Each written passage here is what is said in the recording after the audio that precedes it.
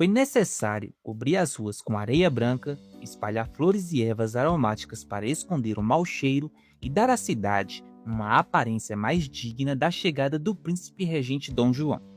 A ordem foi dada às pressas no Rio de Janeiro de 1808. A cidade precisava parecer outra, ainda que apenas por alguns dias. O motivo era extraordinário. Pela primeira vez na história moderna, uma monarquia europeia inteira atravessava o oceano para instalar sua corte em uma colônia. O padre Luiz Gonçalves dos Santos, conhecido como Padre Perereca, testemunha direta daquele momento, registrou esse esforço quase desesperado de maquiar a capital colonial.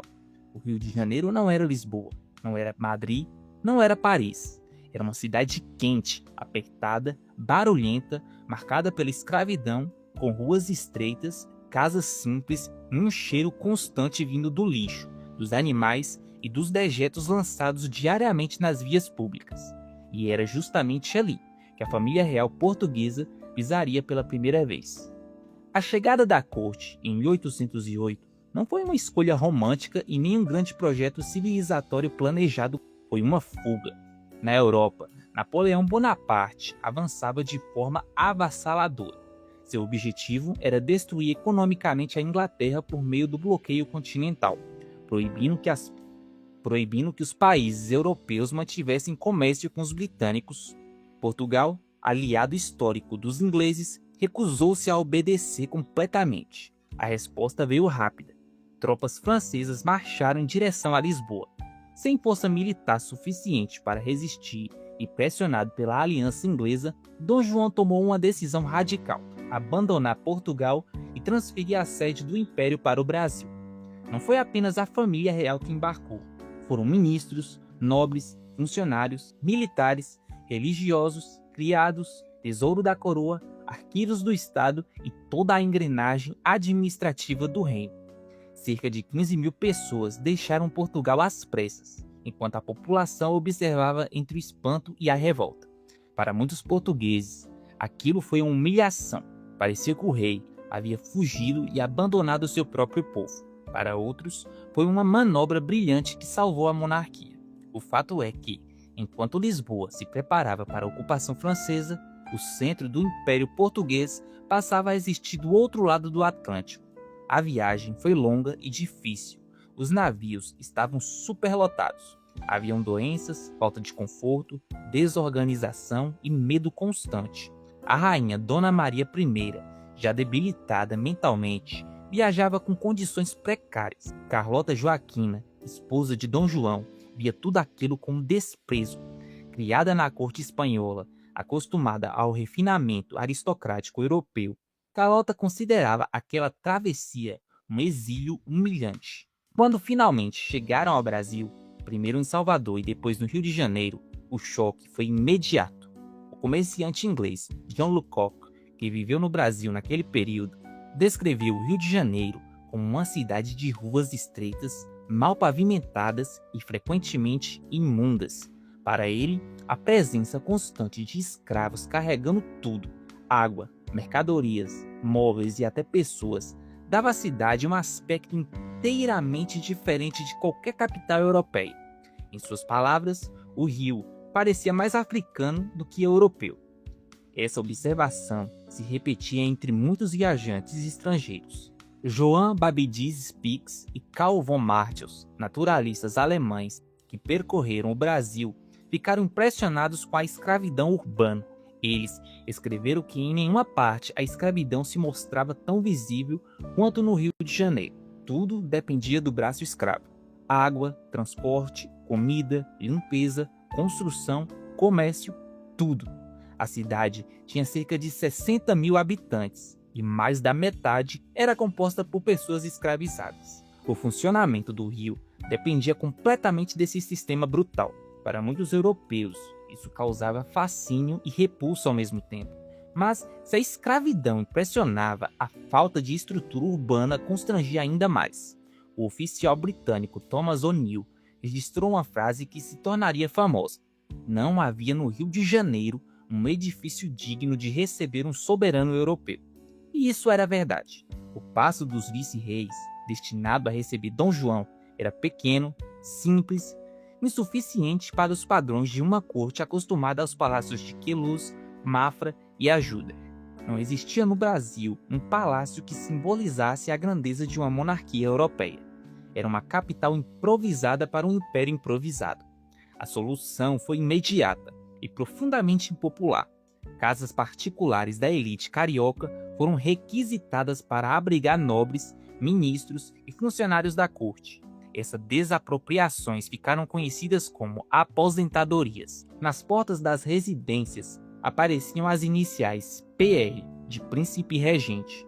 O povo, com ironia amarga, passou a dizer que aquilo significava outra coisa: ponha-se na rua.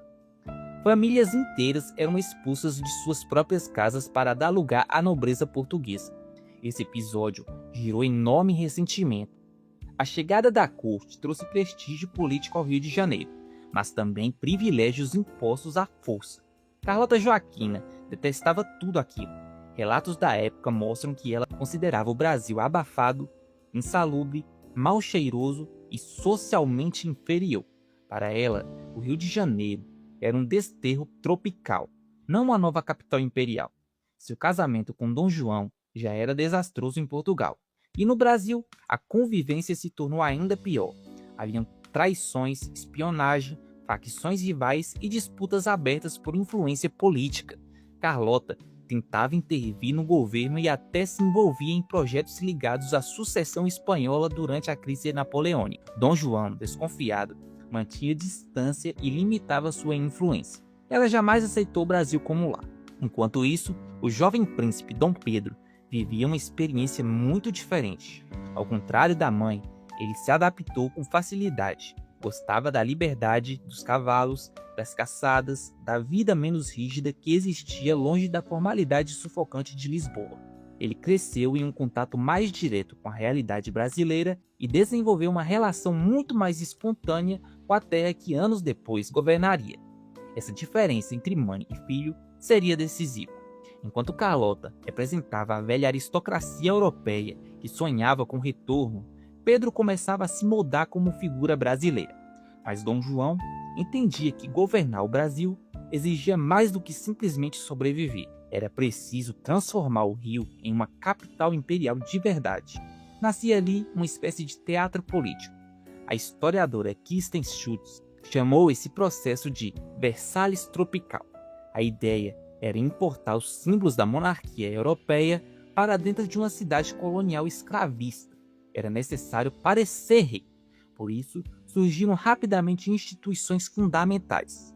Foi criado o Banco do Brasil, a imprensa régia passou a permitir a publicação oficial de documentos e jornais. A Biblioteca Real foi instalada, o Jardim Botânico foi fundado, o Museu Real apareceu, o Teatro Real passou a representar o prestígio cultural da nova corte. Houve melhorias urbanas, iluminação pública, alargamento de ruas, aterro de pântanos e fortalecimento da polícia. Mas não era apenas modernização, era encenação de poder. A monarquia precisava convencer brasileiros, portugueses e estrangeiros de que o centro do império agora estava ali. Mesmo assim, a sofisticação muitas vezes era superficial. Maria Graham, viajante inglesa, escreveu que o calor, os odores e a ausência de limpeza tornava a primeira impressão profundamente desagradável. Ela falava dos mosquitos, da umidade, das doenças tropicais e da precariedade urbana. O contraste entre a beleza natural e a desordem da cidade era chocante. Saint-Hilaire, naturalista francês, resumiu isso como uma frase famosa: a natureza fez tudo aqui, o homem fez muito pouco. Era talvez a melhor definição do olhar europeu sobre o Brasil joanino. Uma terra grandiosa, rica, exuberante e poderosa, mas administrada em meio ao atraso. Carl Seder, viajante alemão, descreveu o Rio como uma cidade rica em comércio e pobre em civilidade.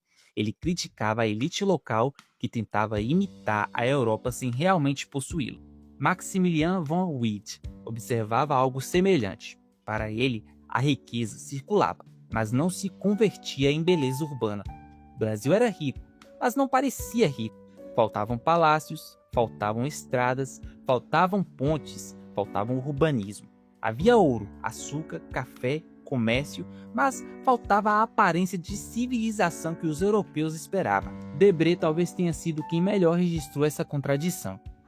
Em suas pinturas, vemos escravos açoitados nas ruas, vendedores ambulantes, nobres sendo carregados em liteiras, cerimônias luxuosas da corte e a brutal desigualdade que sustentava tudo aquilo. Era uma sociedade teatral. Luxo europeu sustentado por violência colonial. A própria futura imperatriz Leopoldina, ao chegar ao Brasil em 1817, registrou em carta seu espanto com a escravidão. Ela escreveu que a escravidão aqui se mostrava em toda parte. Mesmo anos depois da chegada da corte, esse continuava sendo o elemento mais visível da sociedade brasileira. Enquanto o Rio tentava parecer capital imperial, em Portugal crescia o ressentimento. Muitos portugueses viam a transferência da corte como uma humilhação nacional. Sentia que Portugal havia sido abandonado e reduzido à condição de periferia da própria colônia. A frase que circulava era cruel. Portugal virou colônia do Brasil. Esse descontentamento explodiria em 1820 com a Revolução Liberal do Porto. Os revolucionários exigiram o retorno imediato de Dom João, o fim dos privilégios brasileiros e a reorganização política do Império sob o comando europeu. Era, na prática, uma tentativa de recolonização. Dom João acabou retornando em 1821, mas Dom Pedro ficou, e foi justamente essa permanência que mudaria a história. Criado no Brasil, mas adaptado à realidade local e pressionado pelas elites brasileiras que temiam perder espaço político, Pedro recusou-se a voltar para Lisboa. A corte veio fugindo, tentou transformar uma colônia em capital imperial e, ao fazer isso, criou as condições para que essa mesma colônia se tornasse independente. Essa é talvez a maior ironia da história. Sem o ouro, os portos, a segurança atlântica e a força econômica do Brasil, Portugal poderia ter sido engolido pelo avanço napoleônico. O lugar visto como periférico tornou-se o centro do império, e ao elevar o Brasil para sustentar a coroa, a própria monarquia preparou o caminho da sua separação. No fim, talvez a frase que melhor resume aquele período seja esta: o Brasil sustentava o império, mas não parecia digno dele. Era rico, mas considerado vulgar, poderoso, mas visto como um atrasado, necessário, mas tratado como inferior. A família real não encontrou aqui um paraíso tropical. Encontrou uma cidade colonial tentando sustentar o peso de uma monarquia europeia. Mas encontrou também algo maior, encontrou o futuro, porque foi naquele Rio de Janeiro imperfeito, contraditório e profundamente desigual que nasceu o caminho para o Império do Brasil.